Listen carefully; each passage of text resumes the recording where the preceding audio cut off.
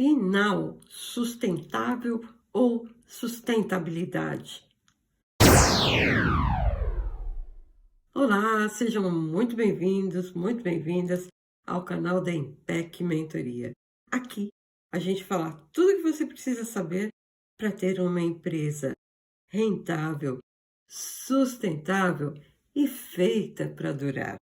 Meu nome é Denise Cury, eu sou doutora em engenharia de produção com ênfase em marketing e mentora. E se você também quer ter uma empresa feita para durar, inscreva-se no canal. Aqui nós sempre trazemos ferramentas quentinhas e informações para que você possa ter um negócio rentável, sustentável e que dure por muito tempo. E hoje nós vamos falar sobre a diferença entre sustentável e sustentabilidade.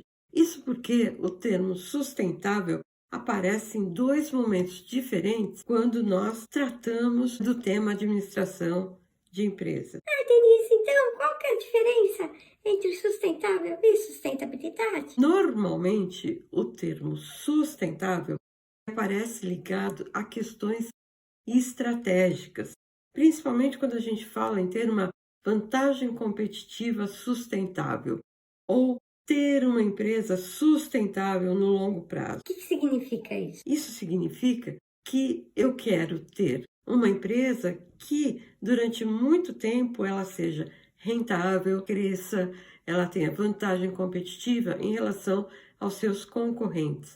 Normalmente, a gente encontra esta relação da sustentabilidade com a vantagem competitiva quando nós estamos falando em gestão de recursos. Já o termo sustentabilidade, ele aparece muito mais relacionado ao tema desenvolvimento sustentável. Em outras palavras, sustentabilidade envolve uma variável ambiental, social e econômica. Mas por que a sustentabilidade é importante para as organizações? Se a gente pensar que a sustentabilidade ela envolve os recursos ambientais, sociais e econômicos, e a vantagem competitiva trabalha com a gestão de recursos, eu vou dizer que sustentabilidade e sustentável tem tudo a ver, não é? Então, você precisa da sustentabilidade para ter uma empresa sustentável. Mas vamos separar bem esses dois conceitos. Denise, e sobre o que você fala nesse canal? Bem, nesse canal nós vamos ter as duas abordagens, porque eu acredito que o tema sustentabilidade, aquele relacionado ao desenvolvimento sustentável, e o sustentável, aquele relacionado à vantagem competitiva sustentável, estão relacionados e tem muita importância para qualquer empresa, independente do tamanho da empresa. Veja bem, sustentabilidade traz uma série de benefícios para as organizações. Se você adota a sustentabilidade, você vai fortalecer sua marca, você melhora a reputação da empresa, educa o seu cliente, o seu fornecedor, reduz custos, porque ao implantar a sustentabilidade, você vai fazer revisão de processo para tentar reduzir o consumo de matérias-primas ou trocar uma determinada matéria-prima que vem de uma fonte não renovável para uma fonte renovável. Ao fazer isso, você revê todo o seu processo, elimina gastos que são desnecessários, você elimina tarefas que elas acontecem em duplicidade. Então, assim, você reduz custo e, ao mesmo tempo, você melhora a qualidade do seu produto, porque você acaba fazendo uma revisão dos seus processos. Além disso, você reduz passivos ambientais, você pode reduzir até passivos trabalhistas se você trabalhar melhor a forma como você cuida do meio ambiente, ou seja, impactando menos os seus funcionários, e a forma como você lida com o social da empresa. Ou seja, trabalhando a questão da equidade de gênero, seu relacionamento com os stakeholders. Além disso, você pode ter ganhos quando, por exemplo, você participa de uma concorrência pública. Porque hoje muitos governos, muitas entidades do governo estão dando preferência para as empresas que já têm ações de sustentabilidade.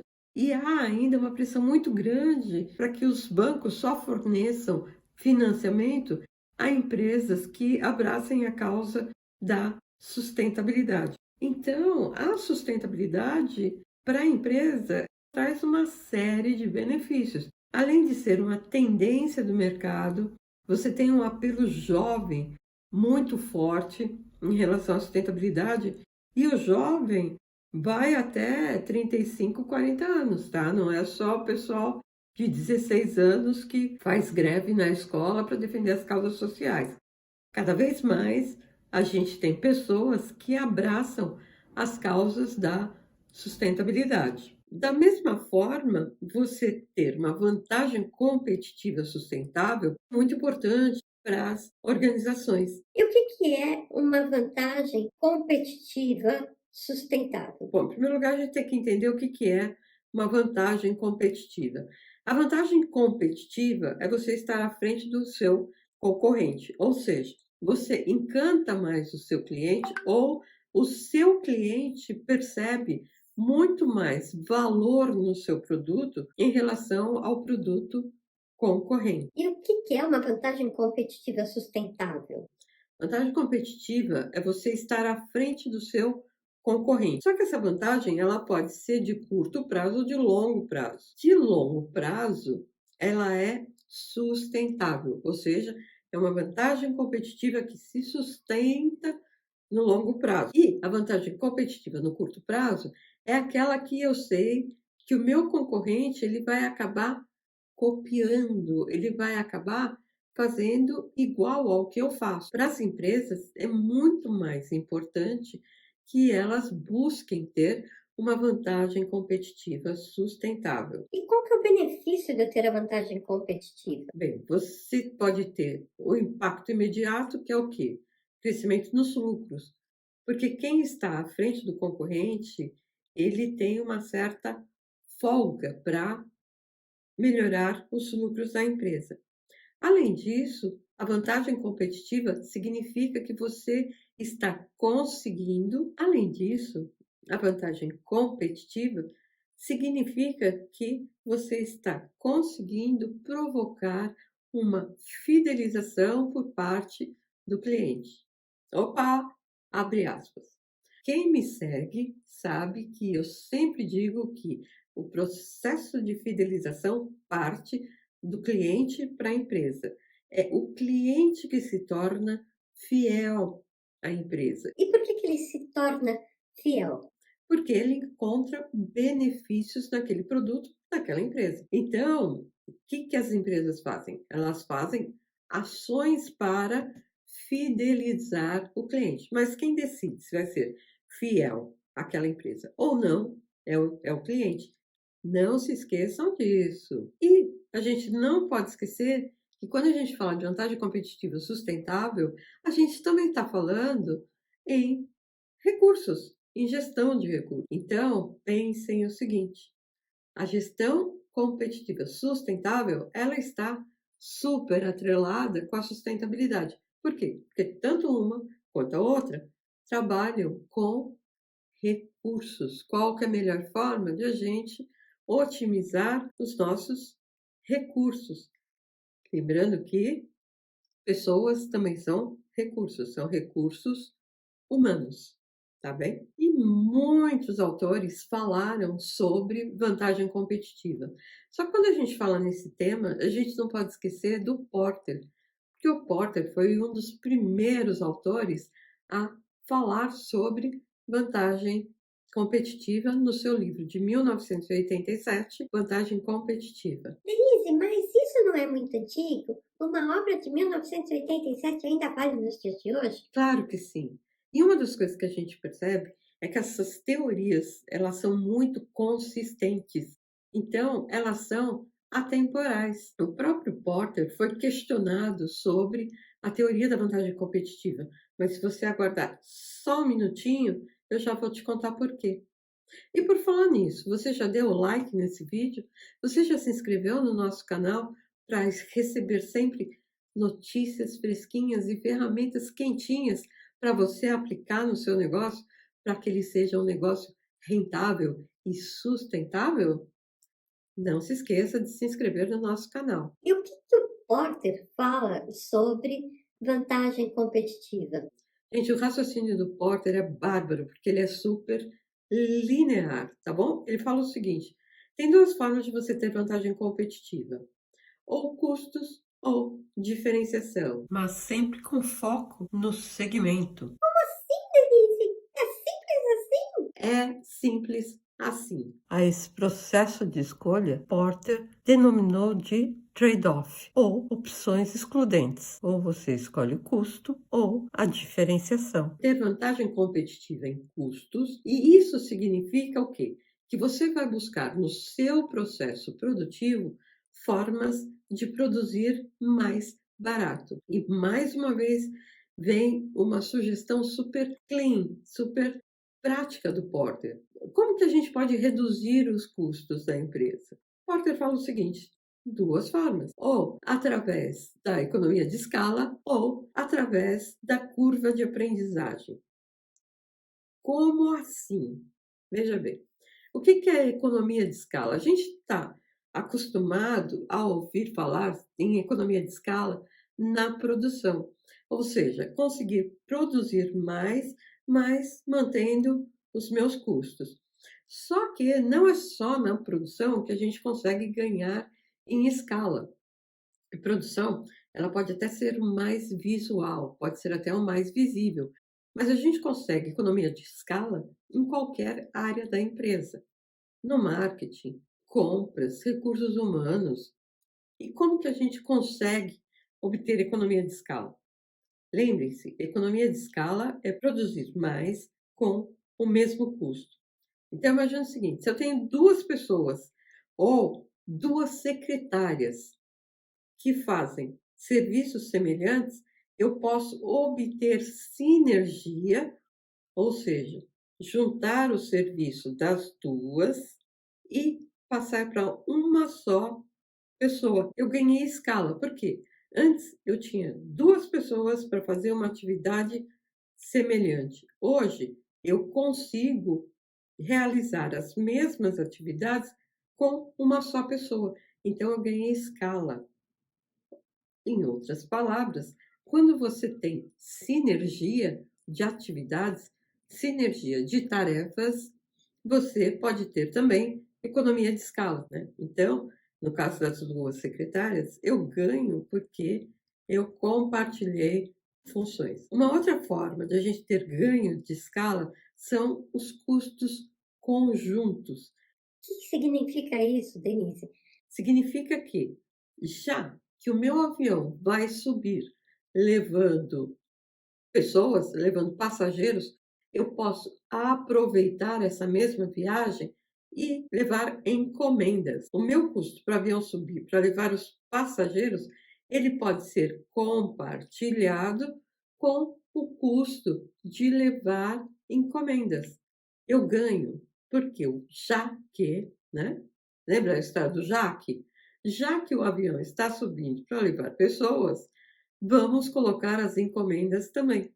Isso vai baratear, isso vai me dar escala. Uma outra forma de economia de escala é o aproveitamento de subprodutos.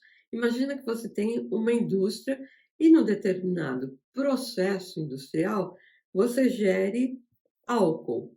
Esse álcool é um subproduto que pode ter um valor de mercado. O foco da sua produção principal é, por exemplo, a produção de uma determinada resina. Só que essa produção gera álcool. O que eu posso fazer?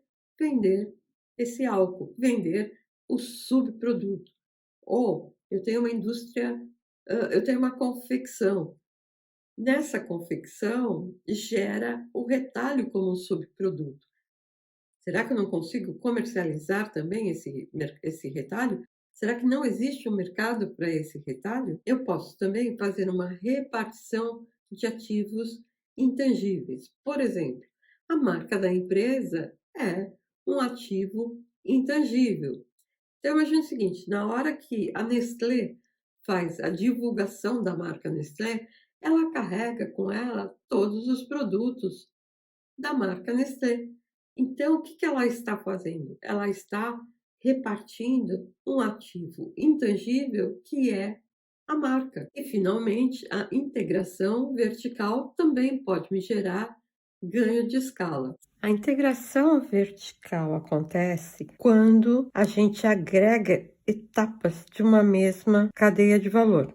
Normalmente, ela acontece quando a gente tem algum processo de fusão ou aquisição. Quais são os benefícios da integração vertical ou verticalização? A empresa ela torna-se referência naquele processo, ela tem mais controle, ela amplia a distribuição, melhora a sua posição diante da concorrência e reduz custo. E tem duas formas da gente fazer a integração vertical, a montante e a jusante. A integração vertical a montante acontece quando a empresa adquire os fornecedores de matéria-prima. A jusante acontece quando ela compra empresas que são responsáveis pela distribuição ou pela venda de produtos. Se eu integrar toda a minha linha de produção, e isso a gente encontra bastante na China, a China tem plantas que são mega plantas e elas estão totalmente verticalizadas. O que é a verticalização? Dentro da mesma planta, por exemplo, na produção de fio têxtil ou na produção de tecido. O que eu posso fazer? Eu posso ter na minha planta a produção da fibra eu já faço a produção do fio e do fio eu faço a produção do tecido. Eu verticalizei tudo. Quando eu verticalizo, eu economizo em custo. Por quê? Eu não vou precisar mais tanta gente para controlar estoque, porque o meu estoque ele está dentro da linha. Eu não tenho tantos fornecedores para pagar, eu economizo no custo de mão de obra. Então, a verticalização também é um ganho de escala. Eu vou dar um exemplo bem legal para vocês, que é uma coisa que acontece na China. Normalmente, as plantas da China de poliéster, o que é o poliéster? Todo mundo conhece o poliéster tecido, que é aquilo que a gente faz, camisa e tal. Na China, as plantas de poliéster, elas são verticalizadas e elas permitem que a empresa produza a fibra poliéster e a resina PET, mudando poucas coisas no processo. A origem da resina PET também é o poliéster, e para quem não conhece, a resina PET é aquele polímero que a gente usa para fazer a garrafa PET, garrafa de Coca-Cola, garrafa de refrigerante em geral. Ok, Denise, e o que é a curva de aprendizagem? Curva de aprendizagem, na verdade, ela surge na Segunda Guerra Mundial e depois a Boston Consulting Group adota também a teoria da curva de aprendizagem ou curva de experiência. O que significa isso? Significa que quanto você mais faz uma atividade, mais você aprende. E quanto melhor você fica naquela atividade, mais barato é para a gente produzir. Curva de aprendizagem ou curva de experiência significa que, com o acúmulo de experiência por parte da empresa, a tendência é que os custos do produto caiam. E quais são as fontes da eficiência de aprendizagem? Basicamente, são 5 fontes. Eficiência de mão de obra. E quanto que a gente ganha em eficiência de mão de obra? Através de atividades repetitivas ou através da automação. Lembre-se, quanto mais o funcionário executa aquela tarefa, mesmo que de forma repetitiva, mais ele vai aprender. Quanto mais ele aprende, mais barato fica produzir. Uma outra fonte de eficiência de aprendizagem são novos processos e métodos aperfeiçoados. Isso significa o quê?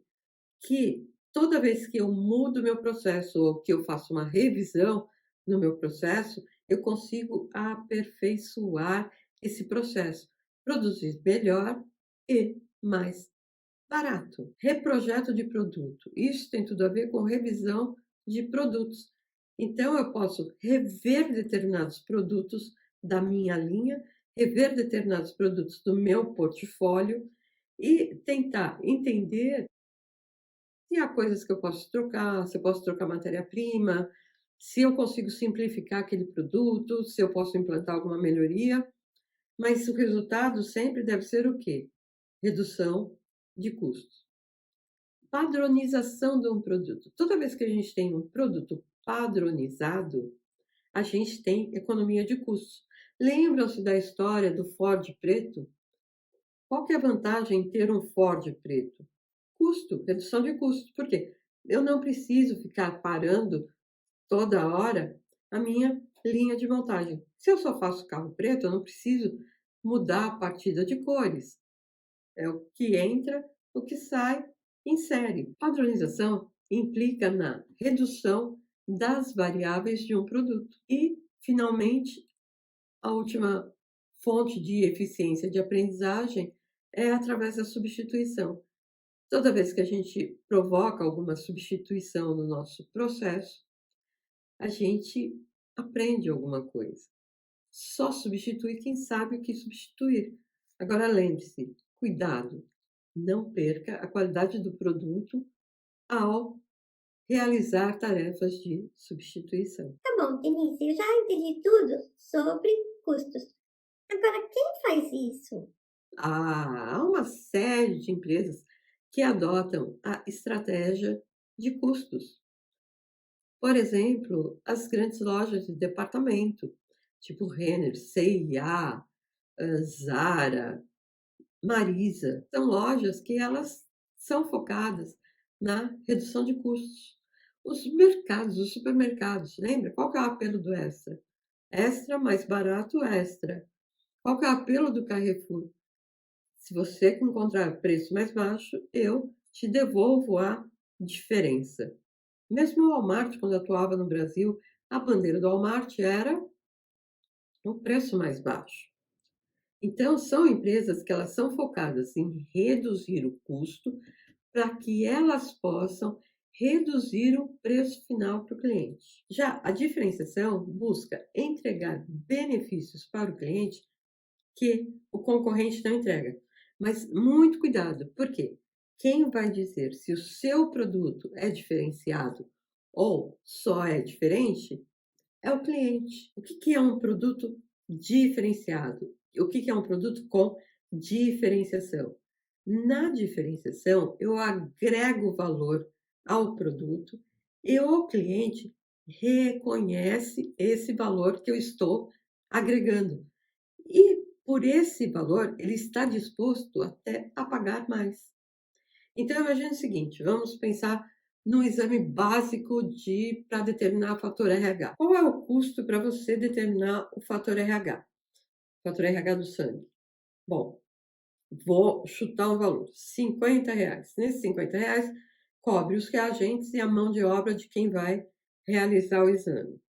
Só que o laboratório A, ele decide que ele vai incluir coleta na residência, e aí aqueles R$ 50 ele vai somar mais 20, que é a coleta na residência. Ele vai adicionar manobrista, ele vai adicionar o resultado pela internet ou para o seu médico, ele vai adicionar o cafezinho, e para cada valor que ele adiciona, tem um custo correspondente. Esse custo correspondente vai se transformar em preço. Mas lembrem-se, é o cliente que vai dizer se ele aceita aquela diferenciação ou não. De repente, o cliente ele não está disposto a pagar R$ 20 a mais para ter uma coleta na própria residência. E aí, o que ele vai falar? Não, R$ 70 para mim é caro. Ou então, todos esses itens que eu falei, eu fui incorporando valor. E no final, imagina que meu produto saiu por 250. E o cliente falou, ok, eu acho que vale 250, porque eu estou disposto a ter coleta na minha casa, pagar para ter coleta na minha casa, estou disposto a pagar pelo café da manhã, eu estou disposto a pagar para receber pela internet, porque tudo isso tem um custo que é computado. Bem, e aí imagina que eu decidi que eu vou fazer o serviço leve trás. E por esse serviço leve trás, eu vou cobrar R$ 10. O que o cliente pode falar?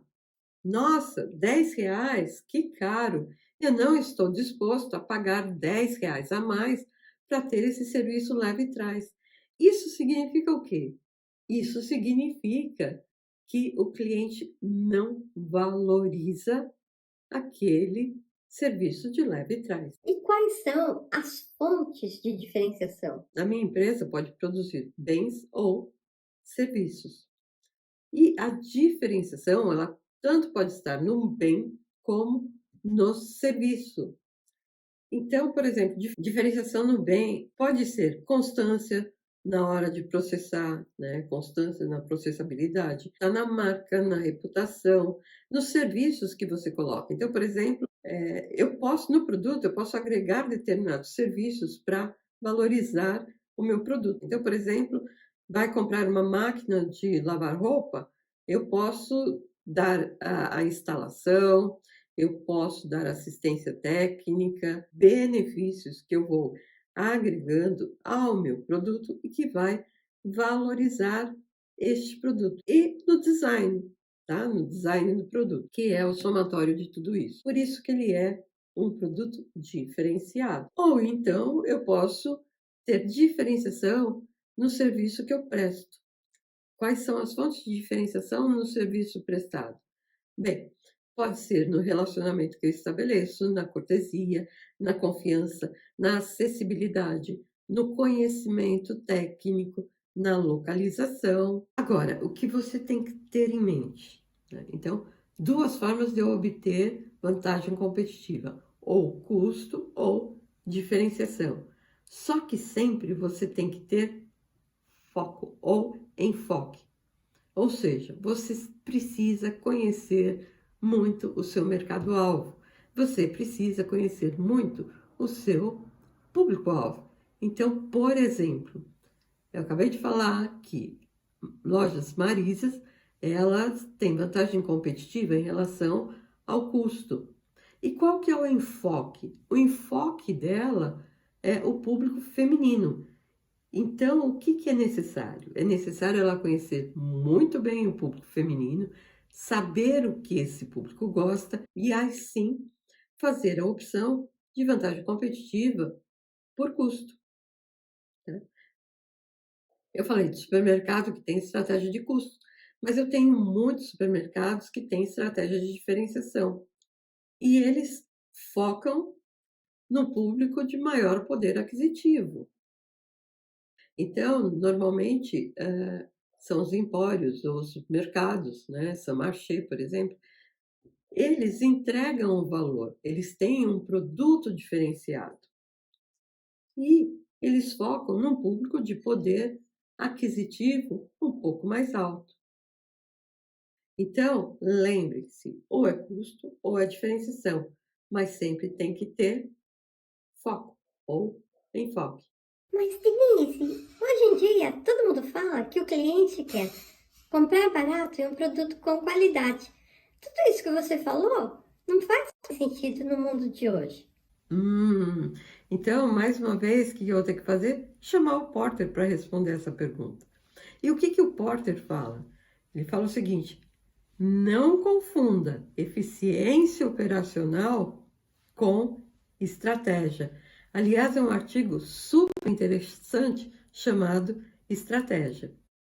E o que o Porter fala? Ele fala o seguinte: uma coisa é você ter eficiência operacional. A eficiência, ela está relacionada à forma como você produz.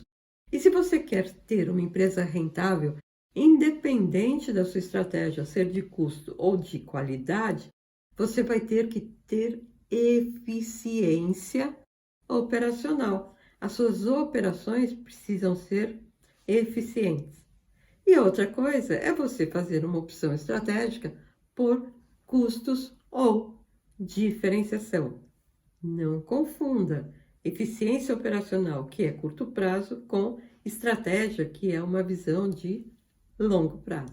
E se você gostou do vídeo, deixa um like, deixa os seus comentários para que eu possa trazer ferramentas quentinhas para te ajudar com o seu negócio e compartilhe com outras pessoas que também estão tendo dificuldades com os seus negócios ou então que estão pensando em abrir uma empresa. Me acompanhe, porque o objetivo do meu trabalho é fazer você ter um negócio rentável, sustentável.